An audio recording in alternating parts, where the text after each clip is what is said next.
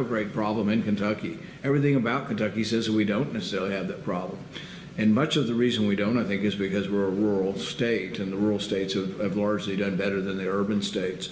But we're stuck in sort of this place. But I think the biggest thing is it can't be one person's opinion. We really need to be in a democratic republic, multiplicity of opinions that come together and somehow consensus forms government. And that's what we have to, I think, truly be concerned with. One of the things about schools that I think puts it in perspective is that more children have died from suicide than from COVID. Can you imagine? And suicides are up. That suicides are definitely up, and that is one of the things I don't like about let them play or let them learn, is because parents, have reached out to me, and I don't say I don't like it. I don't mean it like that, but it's tough. You've had to hear it's this. tough. Yeah. You hear. I grew up on a farm, so in a small rural community about an hour away. So I understand the limitations that often rural Kentucky and rural America have, and it's just incredible. And I don't know what the numbers are now, but you were speaking of people not logged on. I do know that Jefferson County back in the fall was estimated between 5,000 and 10,000 that had never logged on. I know that the Kentucky Department of Education on their website estimate between 50 and 100,000 that don't have internet.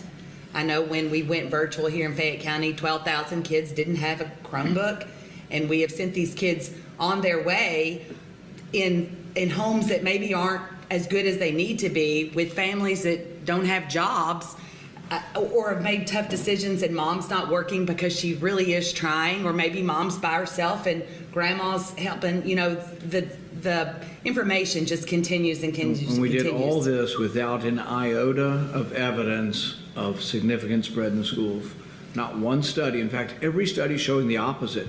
And we also have the experiment in all of our communities of private schools that have stayed open and not had any kind of super spreading event or any kind of surge in the community among the students or the teachers. And our surrounding states have been in, much like, I think Indiana has been in since August. They've had a couple, quirks and things that they've had to do, but Tennessee's been in. Virginia, West Virginia, they've all been in at least 3 times, if not 4 times more than Kentucky.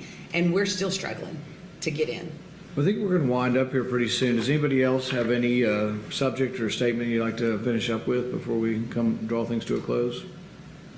I think we need to say that I'm not envious of anybody that had to make any of these decisions. I think there's a lot of tough choices that had to be made, not a lot of information, a lot of changing information. I in no way envy having to make those choices, but I think making those choices and providing some evidence to support it, and maybe considering options or just maybe